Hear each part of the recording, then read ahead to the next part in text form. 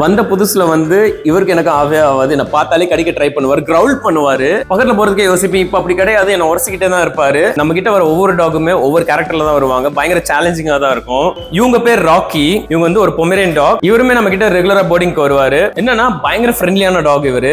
என் கூடவே இருக்கணும்னு ஆசைப்படுவாரு. ஆனா என் பேச்ச மட்டும் அவர் கேட்கவே மாட்டாரு. சாருக்கு வந்து மித்த டாக்ஸ் பார்த்தா சுத்தமா பிடிக்காது. அதுவும் மெயினா என்னோட டாக்ஸ் பார்த்தா சுத்தமா ஆகாது. பட் என்னன்னா நான் வந்து மித்த டாக் கொஞ்சம் அப்படின்னா இவருக்கு கோவம் வரும். இவருக்கு வந்து ஆக்சுவலா 0 பேஷன்ஸ் லெவல். ஸ்டே சொன்னா கேட்க மாட்டாரு, சிட்டு சொன்னா கேட்க மாட்டாரு. ஆனா பயங்கர அஃபெக்ஷனா இருப்பாரு. முடிஞ்ச அளவு டாக்ஸ்க்கு வந்து கமெண்ட்ஸ் சொல்லி கொடுங்க. அதுதான் நம்மளோட வே ஆஃப் கம்யூனிகேஷன். நம்ம ஹியூமன் பீயிங்ஸால லட்சக்கணக்கான வார்த்தை நான் வச்சுக்க முடியும்னா டாக்ஸால ஒரு 100 வார்த்தை நல்லா நான் வச்சுக்குவாங்க. டே டு டே லைஃப்ல நம்ம டாக்ஸோட கான்வர்சேஷன் என்னன்னு பாத்தீங்கன்னா ஒரு 20 to 30 வேர்ட்ஸ், அவ்வளவுதான், அதுக்கு மேல கிடையாது. அந்த 20 to 30 வேர்ட்ஸ் வந்து டாக் மைண்ட்ல இம்ப்ளான்ட் பண்ணுங்க. வந்த புதுசுல தொட கூட அலோவ் பண்ணது கிடையாது. பட் இப்ப என்ன தொட அலோவ் பண்ணுவாரு.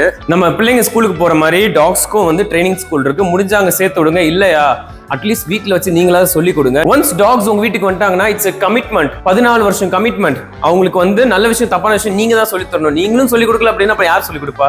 இங்க வர ஒவ்வொரு டாக்ஸுமே பார்ட் ஆஃப் மை ஃபேமிலி. நான் என்னோட டாக் எப்படி பாக்குறேன்னா அந்த மாதிரி தான் மத்த டாக்ஸுமே நான் பாக்குறேன். ஒரு டாகோட வாலை வச்சு நீங்க கண்டுபிடிச்சிடலாம் அவங்க நம்ம கூட கம்ஃபர்டபுளா இருக்காங்களா இல்லையா அப்படின்னு. நீங்களுமே உங்க ஊர்ல வந்து போர்டிங் சென்டர்ஸ் பாக்குறீங்கன்னா நீங்க 100 கேள்வி கேட்டாலும் அவங்க 100 கேள்விக்கு ஆன்சர் பண்றதுக்கு ரெடியா இருக்கணும்.